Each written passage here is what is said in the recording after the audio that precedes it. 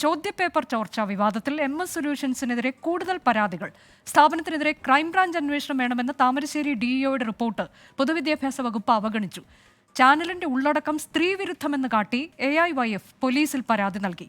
ആരോപണങ്ങൾക്ക് പിന്നിൽ മറ്റ് ഓൺലൈൻ ലേണിംഗ് പ്ലാറ്റ്ഫോമുകളാണെന്ന് MS സൊല്യൂഷൻസ് CEO ഷുഹൈബ് പറഞ്ഞു. MS സൊല്യൂഷൻസിനെതിരെ ചോദ്യപേപ്പർ ചോർച്ചയുമായി ബന്ധപ്പെട്ട് ഓണപരീക്ഷാ സമയത്ത് പരാതി ഉയർന്നിരുന്നു. കൊടുവള്ളി AEO പ്രാഥമിക അന്വേഷണം നടത്തി താമരശ്ശേരി DEOയ്ക്ക് റിപ്പോർട്ട് സമർപ്പിച്ചു. പരാതിയിൽ കഴമ്പുണ്ടെന്നും സംഭവം യാദൃശ്ചികമല്ലെന്നുമായിരുന്നു റിപ്പോർട്ട്. പോലീസ് അന്വേഷണം വേണമെന്ന ശുപാർശയും റിപ്പോർട്ടിലുണ്ടായിരുന്നു.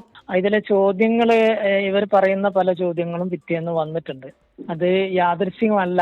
കൂടുതൽ ചോദ്യങ്ങൾ അങ്ങനെയുള്ളത് വരുമ്പോൾ സ്വാഭാവികമായിട്ടും ചോദ്യം ചോർന്നതാവാമോ എന്നുള്ളൊരു സംശയം ഉണ്ടായിരുന്നു. പക്ഷേ നമുക്കത് അന്വേഷിക്കാനുള്ള സോഴ്സുകൾ ഇല്ലാത്തത് കൊണ്ട് അത് ബന്ധപ്പെട്ട ആളുകളെ കൊണ്ട് അന്വേഷിപ്പിക്കണം എന്ന് പറഞ്ഞുകൊണ്ടാണ് ഫോർവേഡ് ചെയ്തിട്ടുള്ളത്.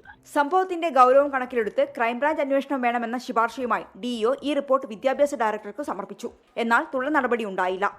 MS സൊല്യൂഷൻസിനെതിരെ ക്രിസ്മസ് പരീക്ഷാ ചോർച്ചയിൽ വീണ്ടും പരാതി ഉയർന്നതോടെയാണ് വിദ്യാഭ്യാസ വകുപ്പ് വിഷയം ഗൗരവത്തോടെ കണ്ടത്. പ്രത്യേക അന്വേഷണ സംഘം രൂപീകരിച്ച് അന്വേഷണത്തിനൊരുങ്ങുകയാണ് പോലീസ്. ചാനലിൽ ഉള്ളത് സ്ത്രീത്വത്തെ അപമാനിക്കുന്ന ഉള്ളടക്കം എന്ന പരാതിയുമായി AIYF കൊടുവള്ളി പോലീസിൽ പരാതി നൽകി. ചോദ്യപേപ്പർ ചോർച്ചയ്ക്ക് പിന്നിൽ പ്രവർത്തിച്ചത് ആരായാലും മുഖം നോക്കാതെ നടപടി വേണമെന്ന് CPI സംസ്ഥാന സെക്രട്ടറി ബിനോയ് വിശ്വം ആവശ്യപ്പെട്ടു. പരീക്ഷ റദ്ദാക്കണമെന്നും സംഭവം പ്രത്യേക സംഘം അന്വേഷിക്കണമെന്നും KSUവും ആവശ്യപ്പെടുന്നു.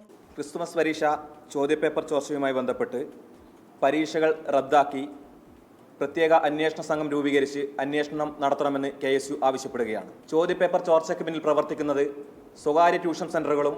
എന്നാൽ തന്റെ ചാനലിന്റെ വളർച്ചയിലുള്ള അസൂയ കാരണമാണ് ഇത്തരം നീക്കമെന്ന് MS സൊല്യൂഷൻസ് CEO ഷുഹൈബ്. ഓണപരീക്ഷാ സമയത്ത് ചോദ്യപേപ്പർ ചോർച്ച എന്ന ആരോപണം പത്രത്തിലും മാധ്യമങ്ങളിലും അച്ചടിച്ചു വരികയും കളക്ടറേറ്റിലടക്കം മാർച്ചുകൾ നടക്കുകയും ചെയ്ത സമയത്ത് MS സൊല്യൂഷൻ എന്നൊരു പേര് മാത്രമായിരുന്നില്ല ഉണ്ടായിരുന്നത്.